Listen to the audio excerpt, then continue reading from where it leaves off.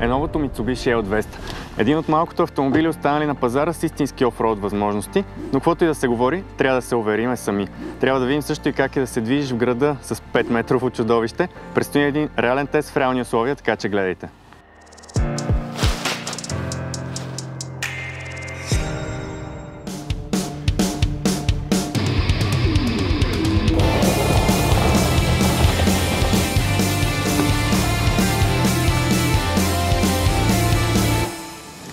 Ще започнем от най-важното, а именно докъде можем да стигнем извън пътя с тази кола. Първо накратко, имаме 6-степенна автоматична скоростна кутия. Модела се предлага и с ръчна 6-степенна също така. Имаме няколко режима на движение, задно предаване, също така 4x4, 4x4 с блокаж на централния диференциал, като версията с ръчна скоростна кутия има блокаж и на задния диференциал, което дава още повече възможности за офроуд каране. А има и така наречените бавни скорости, които много малко вече модели на пазара го имат, които са за тегляне на товари по наклон, например, или много тежък терен. Идеята на тях е да предават повече мощност на колелата, без много въртящ момент, така че да няма превъртане.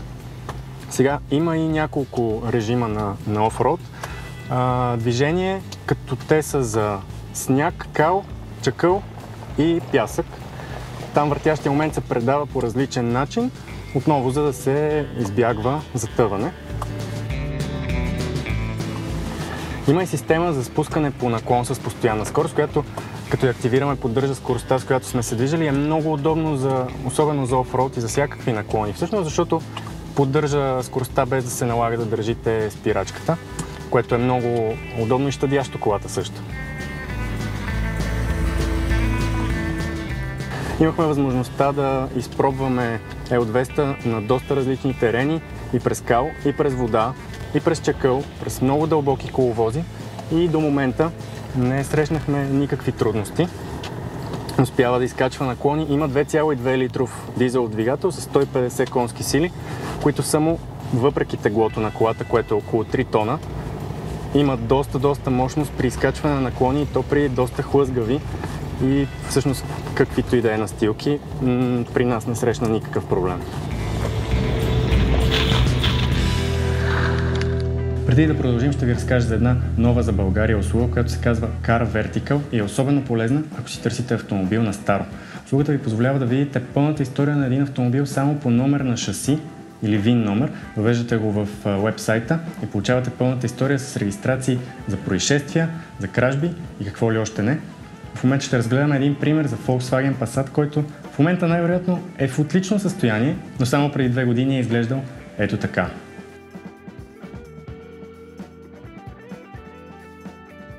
Освен това, има регистрации къде е била произведена колата, къде е била първата регистрация, както и къде се е случило происшествието. А ако видите ето този екран, значи има регистрация и за кражба и трябва да стоите далеч от тази кола.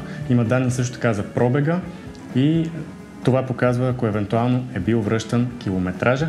Има и други съвети за поддръжката на колата, така че много полезна информация. Ако търсите наистина автомобил на старо, разгледайте линка, който оставям в описанието на видеото, а сега се връщаме към нашето ревю. Този модел се предлага с 2,2 литров дизел с 150 конски сили, което може да не звучи много за 3 тона кола, но пък има 400 нютона при 1750 оборота, което наистина му дава много мощност. И всъщност при плавно ускорение всичко е наред и се държи много добре, но при рязко ускорение проблема е, че има много сериозна дупка от натискането на педала, докато започне да ускорява колата буквално няколко секунди, което го прави малко по-тромав за движение из града. Другия проблем е, че при въртенето на волана трябва да направя буквално 2 пълни оборота на волана, за да направя пълен завой, което отново за по-прецизно каране, може би за офроуд, за целите, за които е направена колата, е страхотно, но при движение в града, ако трябва да паркирате, съвсем няма да ви е лесно, така че този модел трябва просто всеки да прецени своите нужди. За определени нужди, за определен тип шофиране и работа, колата е страхотна, но за други просто не е чак толкова удобно.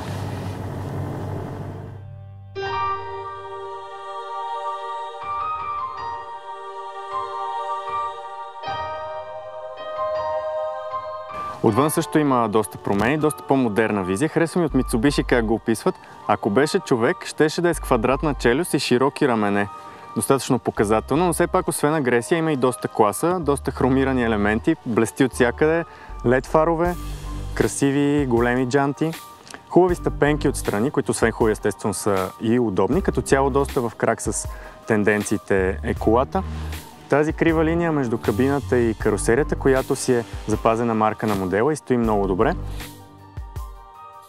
Отзад има теглич, с който можем да теглим до 3 тона. Карусерията е 1,50 м на 1,50 м. Калниците отстрани малко стесняват, но пикапът си е пикап.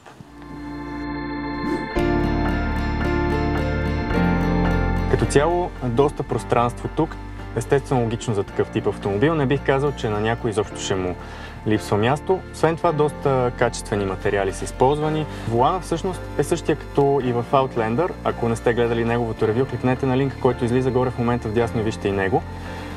Конзолата също цялостно по-консервативен дизайн от този на екстериора със сигурност, но пък на мен ми харесва, добре е направен. Като изключим няколко пластмаси тук по вратата и по конзолата, доста добри сглобки, качествено е навсякъде. Инфотеймент системата е с 7-инчов екран, с доста удобни бутони отстрани. В най-високото ниво на оборудване има и навигация, така че качество, удобства не можем да се оплачем, но за пикап е особено важно как са нещата отзад. Тук отзад имам точно толкова място, колкото ми е необходимо. Само няколко сантиметра пред краката, но все пак със сигурност това е един от лидерите в сегмента в това отношение. Малко по-малко място над главата, така че ако ще предприемате дълги пътувания и сте над 1,85 м, няма да ви е много комфортно. И въпреки, че тази кола е нещо малко по-различно от това, което ще видим всеки ден по улиците, все пак трябва да видим 5 най-интересни неща за нея.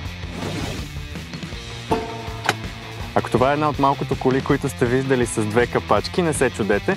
Едната от тях е стандартната за зареждане на дизелово гориво, а втората е за специалната AdBlue добавка, която е за преработване на изгорелите газове. Винаги е удобно, когато в джобовете на вратите има повече място, дори за голямо шише вода, а в случая на тази кола това важи за всички 4 врати.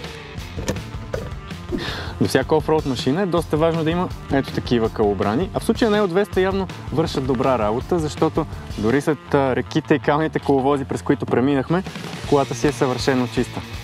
Каквото искате да натоварите отзад, имате тези удобни кукички, така че да може да го захванете здраво, за да не мърда.